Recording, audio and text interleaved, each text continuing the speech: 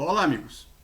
Hoje é 27 de abril e eu vou fazer um vídeo sobre o assunto educação.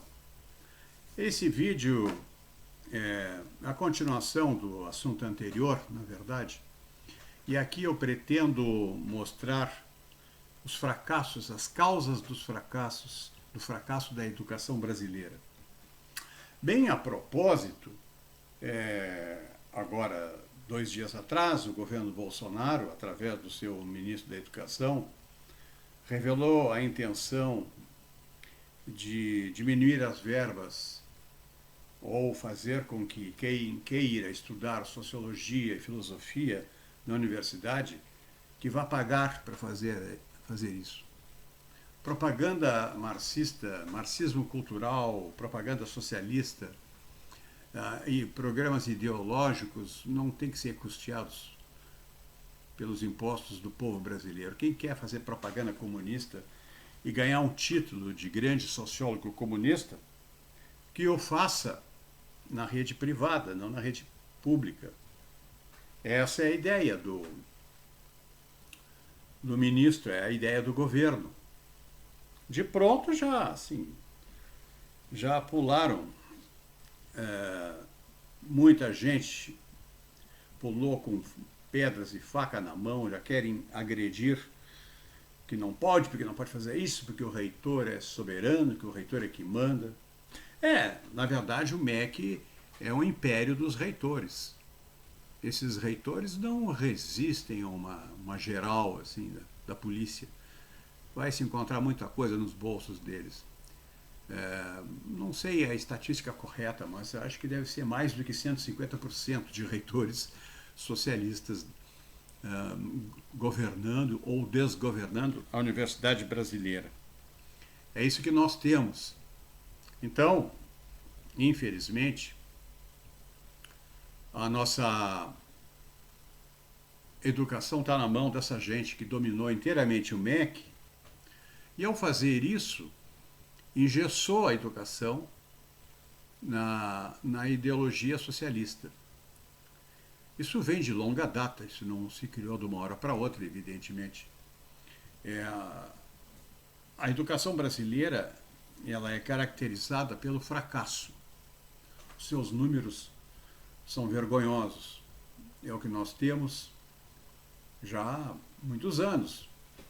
Desde 2007, já são 12 anos que nós estamos no mesmo lugar ou regredindo, eu acredito que até regredindo. Nós não avançamos em nada em educação, as nossas crianças não se alfabetizam, os nossos jovens não aprendem nada, a universidade não tem nada para ensinar, senão aquele circo de horrores, aquele bando de zumbis que a gente está acostumado a ver nas redes sociais, já que a mídia safada não mostra isso.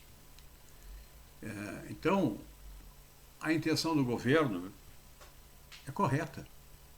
Tirar o dinheiro dessa gente. Tirar o dinheiro de quem não quer estudar e quer fazer propaganda política, ideológica.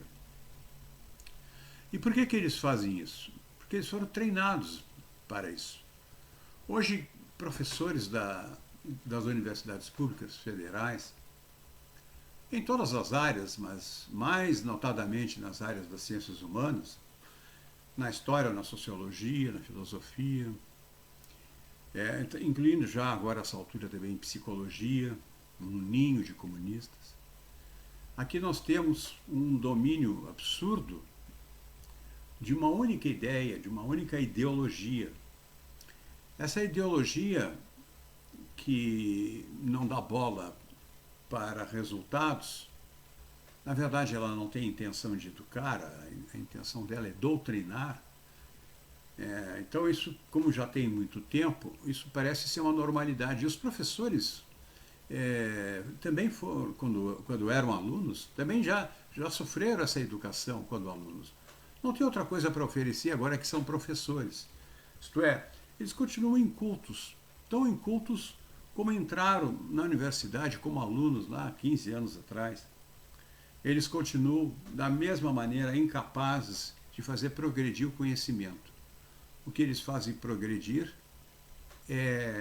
são as agendas do marxismo, do socialismo. Eu separei aqui algumas ideias básicas para apresentar para vocês. Como é que começou isso? A educação, sabe-se da história recente, não vou voltar lá à Grécia, mas eu vou largar do século XVIII, na Europa, na Prússia, quando começa a surgir a ideia da escola, a escola pública, mais ou menos parecida com o que a gente conheceu até 60, 70 anos atrás. Essa escola, a ideia era educar as pessoas, era alfabetizar. Mais tarde, com a vitória do Napoleão, e o início do século XIX começa assim, aparece a escola pública na França, uma ideia de Napoleão, de fazer com que o povo, em sua grande maioria analfabeto, ficasse alfabetizado, com isso melhorando a sua qualidade de vida. Essa era a ideia nobre e correta de Napoleão. Era a ideia de qualquer pessoa lúcida, bem intencionada. Se tem poder, use esse poder para aumentar a educação. Estaria criando um patrimônio incalculável, de valor incalculável para a sua própria sociedade. Assim passou todo o século XIX, e na medida que a sociedade industrial, capitalista, ela vai acumulando capital, vai acumulando tecnologia, vai desenvolvendo técnicas, vai melhorando a qualidade de vida, vão melhorando também os scores escolares. Os números começam a melhorar e a ideia da escola pública se dissemina. Com a chegada do século XX, já se fala em repúblicas, e logo, logo, com a queda das monarquias, aparecem as repúblicas democráticas. Estas também tinham como base a educação como uma obrigação do Estado. Já nesse instante, a sociedade cobrava do Estado isso. Não apenas havia a educação privada para poucos, para quem pudesse pagar, então para nichos selecionados da sociedade, mas agora havia a escola pública estatal, com todas as suas mazelas, como nós a conhecemos. Ela propiciava essa educação e a sociedade identificou na educação uma instituição social voltada para o aumento do conhecimento. Mas o século XX também é o século que florescem as ideias socialistas. E aqui nós temos o primeiro. Se nós voltarmos no século XVIII, nós vamos ver Jean-Jacques Rousseau como o pai do socialismo. E ali já tinha uma ideia de educação muito bem caracterizado no livro que ele escreve, o Emílio, quase reproduzindo a própria história de vida do Rousseau, que era anti-escola, anti-educação. Ele já condenava a educação como um instrumento de poder, de dominação. E é ali que começa a ideia socialista, quer dizer, o socialismo nasce em Rousseau e já nasce a ideia que a escola não é bem assim. Quando nós chegamos no século XIX, com o aumento do ideário e da ideologia socialista, com Marx, Engels e outros, fica muito maior essa vertente do liberalismo, agora socialista, que enxerga dessa maneira a educação. Na virada do século, nos Estados Unidos, nas primeiras 2 décadas, John Dewey é um americano que leva a educação para a sociologia. E, na verdade, ideias de esquerda também. Então, já cito 2, Rousseau, John Dewey, com a sua escola nova, como eles chamavam, uma nova educação. Logo em seguida, Michel Foucault e Jean Piaget. 4 franceses e um americano. Mas os piores são os franceses. Com o Piaget surge a ideia do construtivismo, quer dizer, a teoria construtivista. Eu gostaria de falar um pouco sobre ela, porque ela exemplifica bem a causa do fracasso da educação. A educação construtivista, ela tem um pé no socialismo, que ele não consegue disfarçar. Mas ele também tem um antecedente em Kant, com aquela ideia kantiana que nós não podemos captar a realidade, senão através de uma representação. Nós não conhecemos a realidade, nós conhecemos uma representação. Nós criamos uma representação da realidade. Então é o ser humano criador de realidade, mas mediante uma representação mental, intelectual. Nosso cérebro opera assim, criando conceitos, e assim, com esses conceitos, nós passamos a, aspas, conhecer a realidade. Então é um ato criativo do pensamento, é um ato criativo do ser humano, desculpe. É uma coisa que espontaneamente aparece. E essa ideia da criação espontânea sensibilizou muito os construtivistas. Piaget acreditava que uma criança aprendia por sua própria conta. Portanto, ela não precisava da mediação do professor. Era ela e o mundo, isto é, ela com seus avançadíssimos aparelhos intelectuais e mentais, uma criança de 5 anos, 6 anos, 7 anos, com assim, um aparelho mental avançadíssimo, uma larga experiência intelectual, com amplo conhecimento da vida, da história, dos modelos, dos exemplos, dos paradigmas. Ela abre mão de tudo isso e, num ato criativo, ela se apropria da realidade. Então, essa criança não precisa de professor, basta a sua criação. Piaget queria dizer com isso que não precisava a escola tradicional. Mas ele estava avançando um sinal perigoso. O trem logo iria pegar a escola e iria destruir a escola se ele continuasse atravessando esse sinal. E foi o que fizeram. Casando com as ideias socialistas, marxistas, de destruição da família, de desprezo da família, com desprezo da tradição, com desprezo da história do próprio país, logo a escola foi vista não como uma instituição de conhecimento, mas como uma instituição de criação de igualdade social, de acabar com a desigualdade social, a escola como um criador de um cidadão. É isso aqui também é reforçado, também devo citar, a escola de Frankfurt e alguns de seus membros que tinham ideias parecidas. As ideias marxistas, vira e mexe, acaba sempre na mesma coisa. As instituições são sempre instituições de poder, contra o pobrezinho do proletário. Então vamos acabar com essas instituições de poder.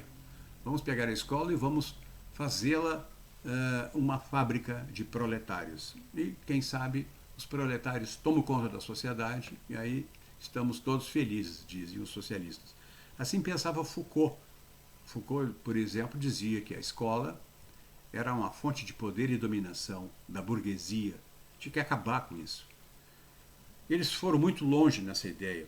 Construtivismo é uma nova pedagogia. Ela aproveita aquela ideia do Kant e leva muito longe isso, apostando que o conhecimento está no aluno, não na experiência, não na tradição, não na história, não na literatura, não no professor, não nos milhões de livros que foram escritos.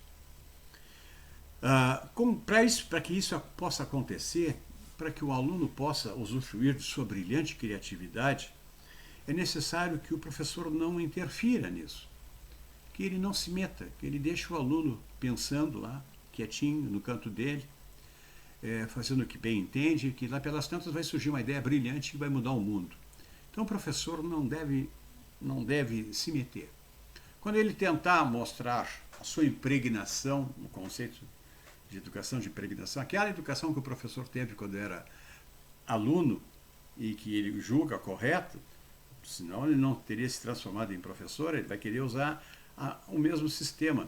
Os marxistas chamam isso de impregnação. Isto é, quando é Foucault, não é impregnação. Quando é uma ideia contra o marxismo, contra a sociologia socialista, aí é impregnação. Né? Repare, é 2 pesos, 2 medidas. Pois esse aluno agora, ele não sofre mais nenhum jugo do autoritarismo, ou sequer da autoridade do professor. E assim o professor perde a sua autoridade. A perda da autoridade liberta o aluno para a vida, dizem eles. A vida que eles querem dizer, na verdade, é a rua. A rua com o que tem de bom e o que tem de ruim, dependendo da situação histórica, econômica, sociológica do país, pode ser só tem coisa ruim. É muito provável que só tenha coisa ruim ou pouca coisa boa. Então isso é levado para dentro da escola. Isso é realidade para eles, né? Essa autoridade, então, é transferida do professor para o aluno. Agora o aluno é soberano. Ele decide o que estudar, quais as matérias que ele quer. O professor, no máximo, deve se atrever a facilitar esse ensino prodigioso desse gênio de 5, 6, 7, 8, 9, 10 anos de idade, que continua analfabeto, não teve a socialização primária na família e em casa, e não estará tendo a socialização secundária da escola nos primeiros anos. Ele simplesmente vai se desenvolver como uma pessoa permanentemente inculta. Aliás, posso até já abreviar: o construtivismo jura que constrói cultura, na verdade, ele cultiva a incultura. O construtivismo faz, na verdade, isso acontece no Brasil, os incultos se sentirem cultos. Mas é só isso. É só uma falsa sensação de cultura. Eles não têm cultura nenhuma. Eles se acham cultos. Essa enganação, essa autoenganação, se perpetua já há décadas. Então, esse professor que facilita, que ajeita as coisas, que levanta a bola para o aluno, que está lá para agradar o aluno, mas o professor, dentro de uma estrutura que também já está, aspas, pensando assim, já é montada para isso, a própria escola já está montada para isso. Claro que esse professor não vai poder exigir nada de ninguém, porque eles não têm nada, eles não deram resultados, eles não aprenderam nada, eles cortaram o vínculo com o conhecimento. Ao desprezarem o professor, ou passarem por cima da autoridade do professor, eles desistiram do conhecimento, eles estão partindo para a igualdade social. Estão partindo para finalmente terminar com as amarras econômicas da dominação burguesa capitalista. Então, essa escola não visa mais o conhecimento, ela visa cidadania. A gente conhece bem no Brasil quando isso começou, lá nos anos 80, que se falava muito na cidadania, acabou se criando uma Constituição cidadã, lembra, em 88, por esse motivo. O importante era o cidadão. Parece que estávamos na Revolução Francesa, no citoyen, que se fardava militarmente para defender a pátria.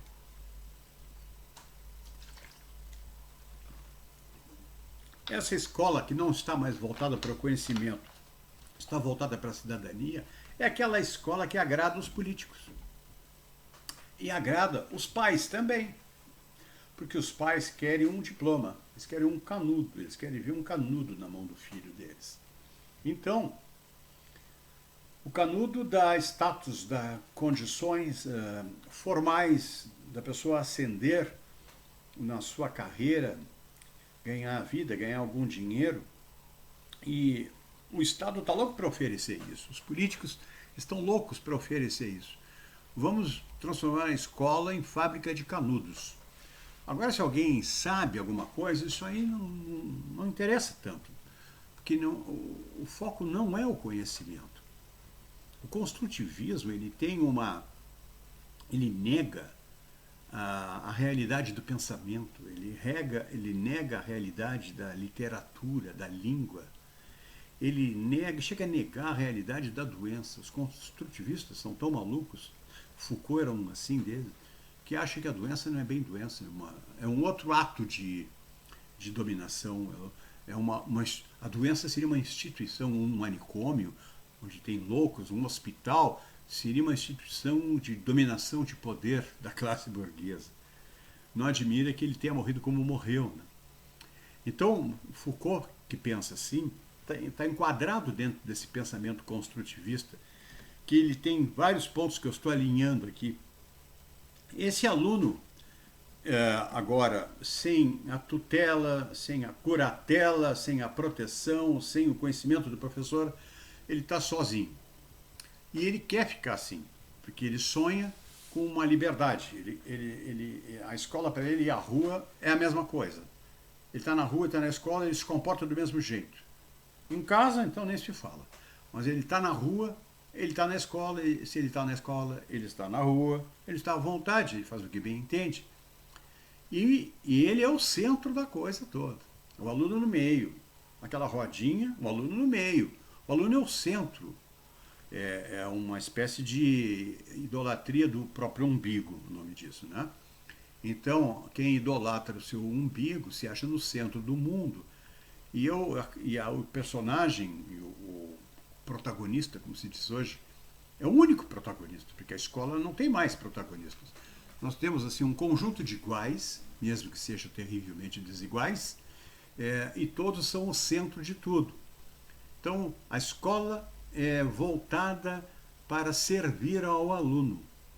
Mas servir o quê? Servir as suas vontades, os seus caprichos, os seus desejos, que esse aluno, ligeirinho, vai chamar de direitos, assim que ele for ficar mais velho.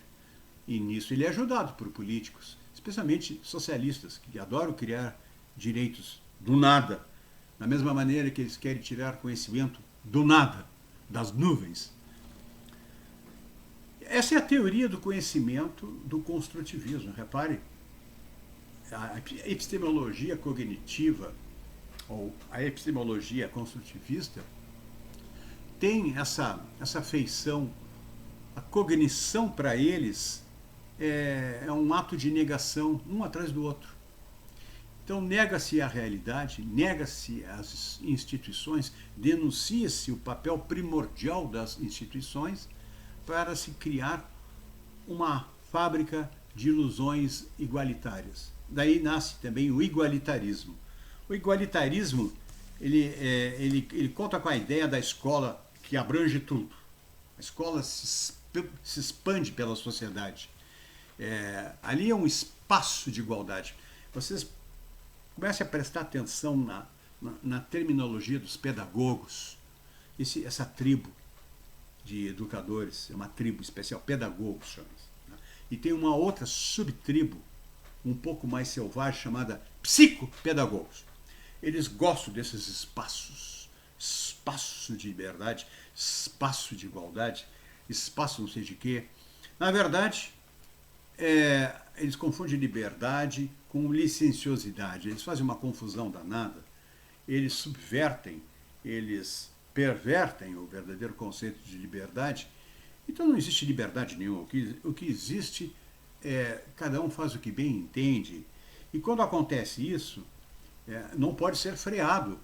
Esse desejo, essa aspiração por liberdade não pode ser freada, sob pena de se estar prejudicando o desenvolvimento do pobre aluno. Então nós criamos uma situação de facilitação. A escola não faz mais testes, porque se fizer teste vai descobrir que tem alguns que são mais iguais do que os outros. Né? Não está interessado em exames, não quer fazer avaliações. Por que ela faria avaliações? Basta rotular todo mundo da mesma maneira, basta botar todo mundo dentro da mesma sala e dizer, agora criem a igualdade para vocês que nós apoiamos. É isso que eles fazem. E se vocês não quiserem estudar isso, vocês não tem problema nenhum, vocês não vão estudar isso, vocês estudem o que quiser. Se quiserem falar errado, pode falar errado também. Não tem ninguém aqui para chamar alguém que é mais igual do que o outro. Vocês não correm esse risco. Falem do jeito que quiserem, usem gírias. Erros de português não são erros de português, são tentativas válidas. A escola para resultados, aquela americana, era assim. Não interessa se está certo ou está errado. Foi tentado, já está bom. Então fala do jeito que tu quiser, tá? Tu usa gíria, palavrão, pode fazer o que tu quiser. Escrever da maneira que tu quiser. Se o teu próprio nome tu não conseguir escrever, e quando tentar escrever teu nome, tu vai escrever de 6 maneiras diferentes a cada vez, mostrando que tu não sabe escrever, não tem importância. Valeu a intenção. Então essa linguagem do aluno, ela está direcionada aqui, comunicação e expressão. Os mais velhos lembram quando começaram a língua portuguesa, não se chamava mais língua portuguesa, era comunicação e expressão. Era uma disciplina nova. construtivismo, o igualitarismo, eles criam disciplinas novas no lugar das tradicionais, os famosos conteúdos, dos quais eu vou falar logo adiante. Pois esse é um deles. Fala do jeito que tu quiser, porque o importante é a tua comunicação, a tua expressão. O resto não tem importância. Uma outra coisa do igualitarismo é achar que todas as crianças amadurecem ao mesmo tempo. Isso é uma ideia absurdamente falsa e equivocada, que desconhece uma diferença essencial entre meninos e meninas. A humanidade sempre soube que as mulheres amadurecem antes dos homens. As meninas são maduras 4, 5, 6, 7 anos antes dos meninos. Enquanto eles estão brincando de bang-bang, estão brincando de carrinho, estão jogando bola, elas já estão namorando, escolhendo o futuro casamento, já preparando o seu casamento. Elas estão muito adiantadas, elas têm um amadurecimento precoce. Isso não precisa estudar muito, é só olhar. No entanto, os construtivistas igualitaristas atropelam isso. Os pedagogos atropelam isso. Bota todo mundo dentro da sala de aula que eles vão amadurecer de igual maneira. Não vão. Claro que não, não tem como. Já há uma diferença sexual. Eu não disse gênero, eu disse sexo, tá certo? Sexo, não gênero. Eu não estou falando de cadeiras, nem de árvores, nem de animais. É sexo, tá certo? Aliás, animais é sexo também, desculpa. Então, eu boto o imaturo do lado do maduro e esse imaturo vai melhorar a sua maturidade, tirando um pouco do maduro. Isso lembra um pouco aquela teoria do ambiente. Se eu botar um burro do lado do inteligente, o burro fica inteligente. Mas será que o inteligente não pega um pouco da burrice? Isso acontece muito na social-democracia, que gosta de transferir renda. Quando tu transfere beleza para alguém que é feio, é transferência de ativos naturais. Isso é impossível. Mas na escola construtivista, tudo é possível. Porque é tudo criação, é tudo ideologia. Não está baseado na experiência, na tradição, na literatura. Não está baseado no passado. Não existe passado. É tudo daqui para frente. É tudo novo. É nova escola, nova pedagogia, nova educação. Então, pedagogia? Não, vamos fazer a psicopedagogia. Hoje já deve existir a psicopedagogia também. E assim por diante. E essa imaturidade que a gente vai ver, que não foi... não desapareceu na socialização secundária, isto é, na escola, nos primeiros anos escolares, porque tinha que ter desaparecido lá na família, que é o espaço da socialização primária, vai criar imaturos agressivos. É aquele imaturo agressivo, que tem só desejo, ele é puro id. O Freud ia deitar e rolar nisso, se o Freud não fosse um desses que tivesse contribuído para essa ideia. Mas, de qualquer modo, o Freud não entrou muito na área da educação, senão eu acho que estaria até pior cá entre nós. Essa imaturidade, ela vira agressividade na mesma hora. Porque confrontado com alguém que não é imaturo, vai haver um atrito. É algo assim impossível de conter um imaturo diante de alguém que é sereno, confiante, firme, seguro. Aquilo tira a paciência, esgota com a paciência do imaturo, e o imaturo parte para o pau. Isso a gente vê nos debates na Câmara dos Deputados, por exemplo, onde uma pessoa madura, com pensamento sensato, no mínimo sensato, ele sempre ganha daquelas histéricas do PT, do PSOL, por causa disso, daquela imaturidade selvagem e agressiva. Pois isso se cultiva muito dentro da escola moderna. A escola, ela quer que ela deve adaptar-se aos alunos. Essa ideia também é uma ideia terrível. A escola deve adaptar-se aos alunos e não os alunos a ela. Então lá se foi aquela instituição padrão, normalizadora, que ensinava o mínimo, mas para todos, o mínimo do mínimo, o essencial, então, porque tratava a todos da mesma maneira, ela era equânime, ela era justa, mas quando ela visa a igualdade, ela visa alguma agenda socialista, ela perde isso de vista.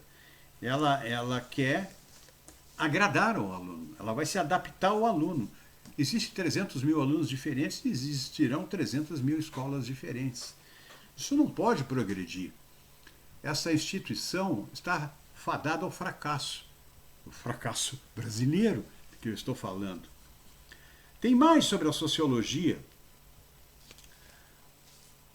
A história da igualdade. Aqui nós temos uma outra agenda muito explorada pelos marxistas, a igualdade. Eles têm uma dificuldade, fica patente quando eles têm que enfrentar a questão da igualdade e da desigualdade, ou das diferenças. Eles às vezes aceitam as diferenças quando lhes convém. Por exemplo, numa sala de aula tem uma menina negra, tem um menino índio, tem um alemãozinho, tem um gordinho, tem um magro, tem um rico, tem um pobre, tem uma variedade de pessoas. Elas são diferentes. Essa é a diferença. A escola diz assim, temos que respeitar todas as diferenças. Tudo bem. Mas como é que eles querem respeitar as diferenças? Tratando eles de maneira diferente? Não.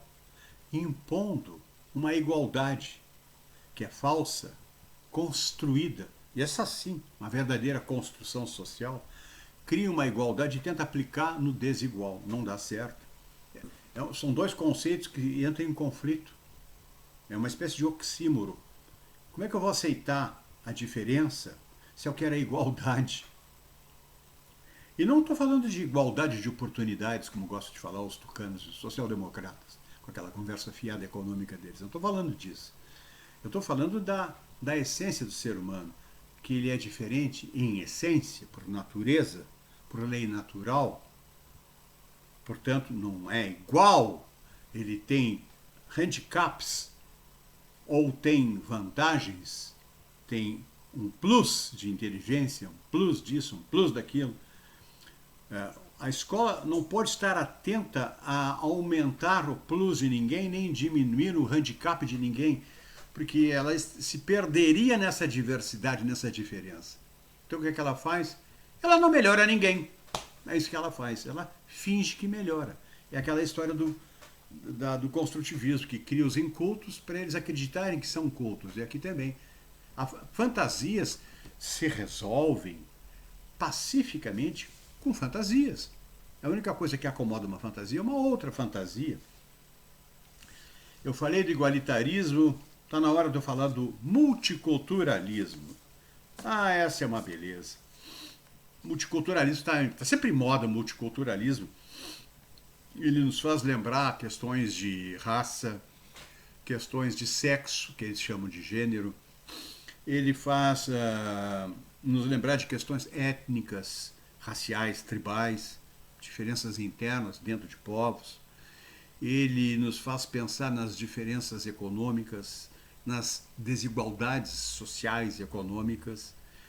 Então, o multiculturalismo introduz a diferença é que o multiculturalismo introduz o fator externo em detrimento da cultura própria. Nós, brasileiros, rasgamos os nossos livros de tradição, os nossos laços, desatamos perigosamente os nossos laços de tradição que nos conectavam ao passado.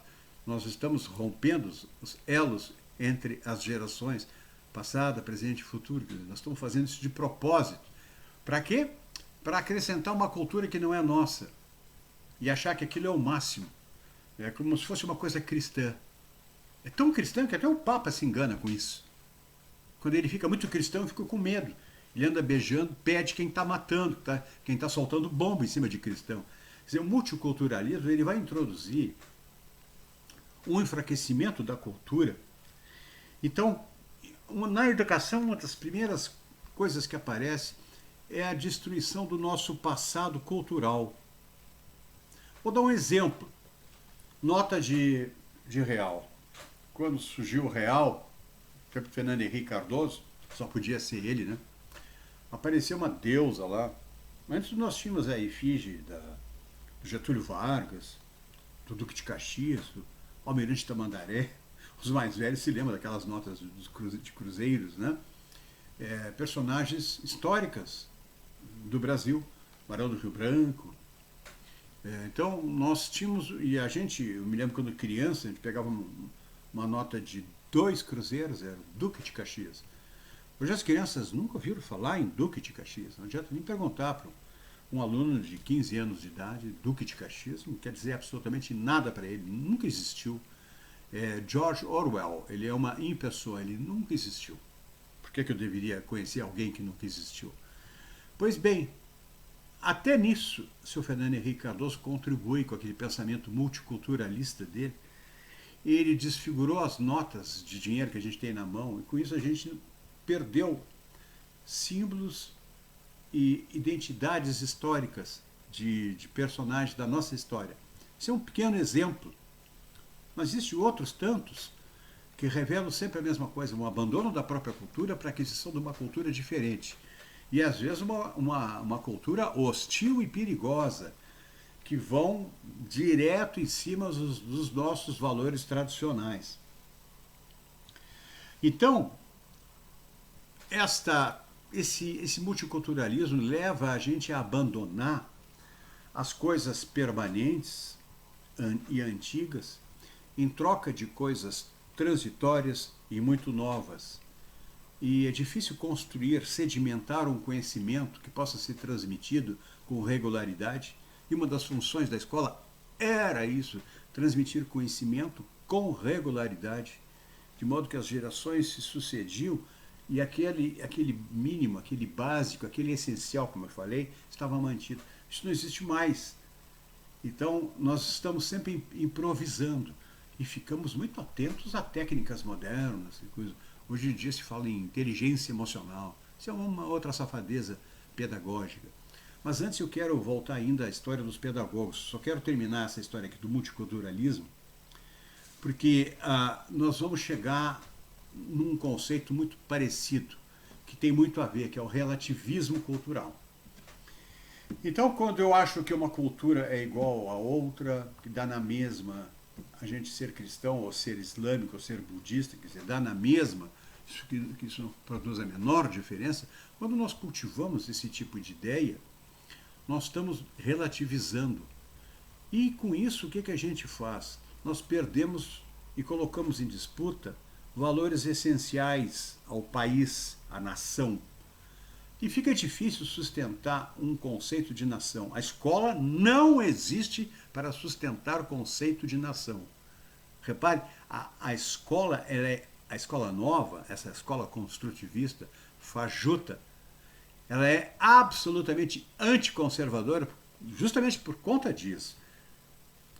Se a menina dos olhos do conservadorismo é a tradição, é a história, pois nessa nova escola não existe isso. Porque isso é conservadorismo.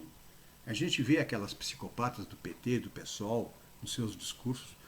Conservador, ele ofende a pessoa chamando ela de conservador. Ela nem saberia dizer o que é, mesmo como eu estou falando, mas isso é fácil para ela falar, é apenas uma agressão. Mas isso denota o descaso pelo passado, pela tradição, pela literatura e também pela religião e por costumes mais fortes, mais antigos. Igualdade vista como direito. Isso está no igualitarismo, isso está no multiculturalismo, isso está no relativismo cultural.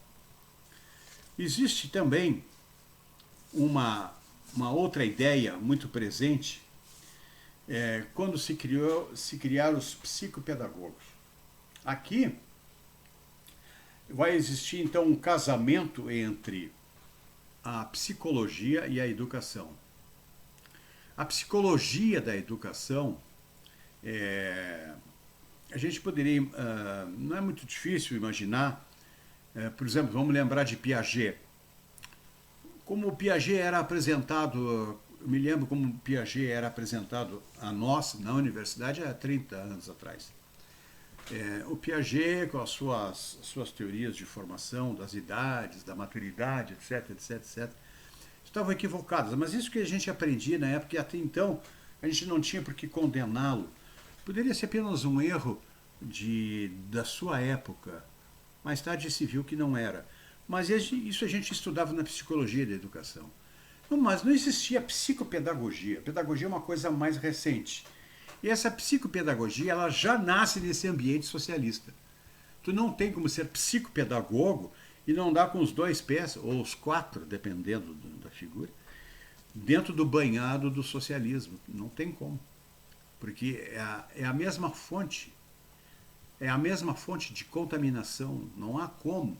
Não se pode ser puro sendo psicopedagogo no Brasil. Não na estrutura como está montado. Talvez em outros países, em alguns lugares, possa ser diferente.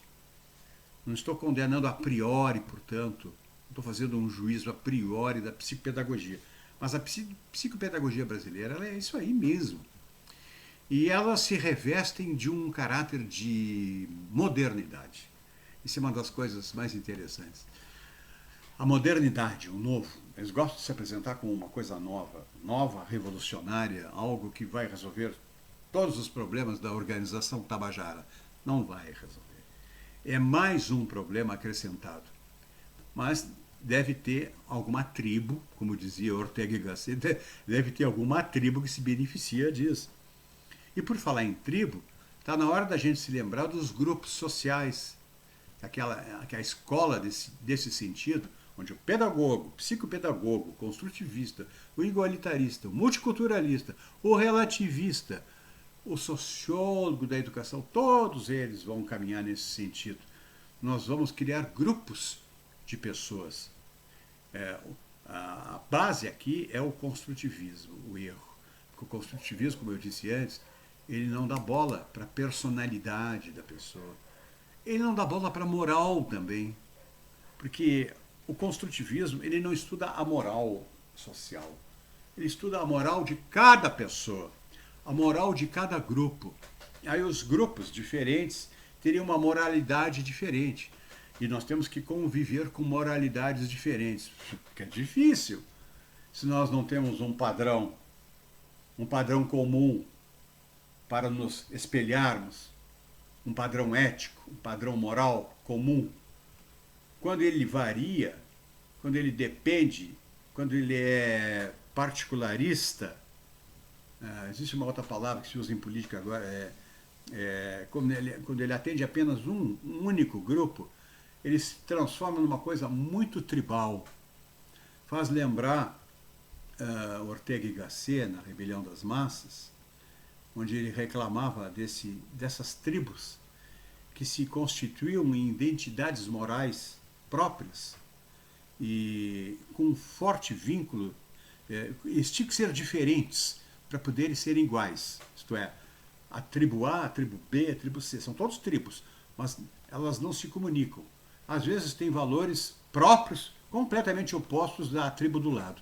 Essa tribalização da sociedade, ela cria falsos valores, pois ninguém como um pedagogo ou um psicopedagogo para sacanear valores, isto é, estimula estes valores especiais, particulares, de grupos, e não os valores maiores da sociedade.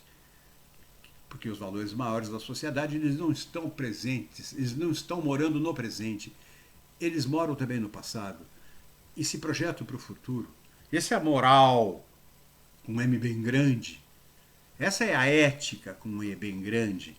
Agora, não para um construtivista, não para um pedagogo, muito menos para um psicopedagogo. Ele vai imaginar que aquela mente liberta, sem a opressão capitalista, é capaz de ter a sua própria moral. Bom, vai ter. Vai ter uma moral de beco, como se dizia antigamente, uma moral de rato, de sarjeta. É isso que eles vão, é isso que nós temos. É isso que está dentro da universidade hoje, nos cursinhos de sociologia, história, psicologia, filosofia, o que nós temos é essa moral de beco. Cada tribo com a sua moral, cada tribo com a sua linguagem, cada tribo com o seu cacique. E esse cacique, existe um carreirismo ali dentro. As pessoas têm que para ingressar num grupo, tem alguns ritos de passagem, né? Eu me lembro de um texto muito antigo do Olavo de Carvalho, quando ele falava do jovem que não respeita os pais, mas está sempre disposto a se ajoelhar diante de um líder da mesma idade quando ele está na rua. Esse líder humilha, bate nele, obriga ele a fazer coisas incríveis, mas ele se submete. Contra os pais ele vira um galo, ele vira um leão, ele joga na cara, ele ofende o pai e a mãe, porque ele não está afim de si, porque ele descobriu uma nova ética, uma nova moral, uma moral de tribo. Essa tribalização lembra muito encontros de estudantes na universidade. Interessante, todos eles falando em democracia. Eu já chamei atenção em vídeo anterior disso. Todo socialista, quando quer se expressar em público e quer juntar muita gente, quer chamar atenção, ele vai dizer que está num movimento democrático. Ele jura que, para eles, a democracia é socialismo. E pior é que eles têm razão. A democracia é socialismo mesmo, e socialismo é democracia.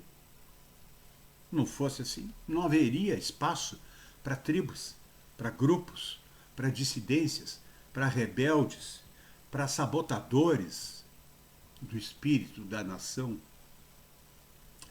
Eu não sou hegeliano para estar falando em espírito das ideias, espírito disso, espírito daquilo, mas um espírito da nação, da nacionalidade, a gente pode falar. Isso identifica bem um país. Ainda que o Brasil tenha 500 anos, tem países que têm 1.500 anos. É mais forte esse sentido. Nós, 500 anos já é tanto tempo assim que a gente deveria já ter criado uma nacionalidade. Pois ela está em risco pelo menos um décimo do seu tempo, já há 50 anos que ela está em risco. A escola nova, socialista, marxista, não gosta de nacionalismo. Por isso, não toca na palavra nação. Ela odeia conservadorismo, porque ela não quer conservar. Ela quer mudar eternamente, ela quer avançar no sentido do socialismo. Ela quer a transição, ela não para na transição ao socialismo. E ela vai usar a escola como instrumento disso. É isto que o Bolsonaro, agora voltando lá no início, é isso que o Bolsonaro e o Abraham Weintraub, ministro da Educação, querem mudar. Vão bater de frente numa muralha terrível, uma incompreensão terrível, mas também eles vão tocar em interesses encastelados, poderosíssimos, para mexer nesse estado de coisa. A nossa educação não vai melhorar nunca enquanto essa gente não for tirada dessa hegemonia. Isso não é poder, isso é hegemonia, pior ainda. A hegemonia é um poder tácito, ele é invisível e ele é mais poderoso do que o poder visível. Veja o Bolsonaro, como ele é muito visível, ele se transforma num alvo fácil. Já o hegemônico, não. Ele não se materializa. As pessoas não identificam na hegemonia o mesmo que identifica o poder do Bolsonaro, por exemplo. Então, é difícil combater a hegemonia por causa disso. Leva muito tempo a que se transformar a sociedade. Mas a sociedade também está mal educada. As escolas, as pedagogias modernas, elas acabaram por criar uma sociedade que abandonou seus filhos. A tentação de abandonar um filho numa creche, que aquela professora Inger Enquist chama de estacionamento de crianças, creche, para os pais trabalharem, isso agrada muito o Estado, agrada muito os políticos e agrada os pais também. Os pais que estão loucos para se livrar dos filhos, não querem mais o ônus, a responsabilidade de criá-los. Então, a palavra criança vem de criação, né? É a mesma raiz, né? Não se está se criando muita coisa, na verdade, está se delegando isso a quem não quer criar também, quer destruir. Esse niilismo das universidades de filosofia, de sociologia, aquela sujeira, aqueles zumbis, gente fedorenta, usando drogas, cometendo todos os tipos de crime, os reitores cometendo um crime de improbidade administrativa uma atrás da outra, assim, não estão nem aí. estão a salvo de qualquer punição, estão blindados. Olha a dificuldade do Bolsonaro mexer nesse núcleo. Esse ambiente podre, fedorento da universidade é o exemplo melhor. Eu não vejo um exemplo melhor da decadência, da degradação da educação. Reparem, até agora eu não falei o nome daquele filho da mãe. Não falei, né? O homem da educação brasileira, não falei, né? Porque esse filho da mãe, eu também não vou falar o nome dele, esse filho da mãe, ele copiou essas coisas. Ele foi lá e gostava de Rousseau, era socialista, gostava do John Dewey, da sua nova escola, gostava do Foucault e do seu niilismo destrutivo. Ele gostou do Piaget e seu construtivismo bagual. Foi isso que ele fez. A educadora e verdadeira pedagoga, Inger Enquist, uma professora sueca, vocês têm que ler o livro dela. Repensar a educação. Tem outros agora mais recentes. Esse já tem 13 anos. Mas é um livro pequeno, 100 páginas, vale a pena ler. Ali estão as bases corretas, morais, éticas, epistemológicas, políticas, sociais, econômicas da boa educação. O resto é empulhação, é falsidade, é roubalheira. O resto é MEC e suas negociatas com empresários sujos de escolinhas vendedores de mágica. O resto é o resto fedorento, que o Bolsonaro agora resolveu desratizar. Ele quer acabar com isso. E a gente pode esperar muito choro e ranger de dentes. Obrigado por hoje.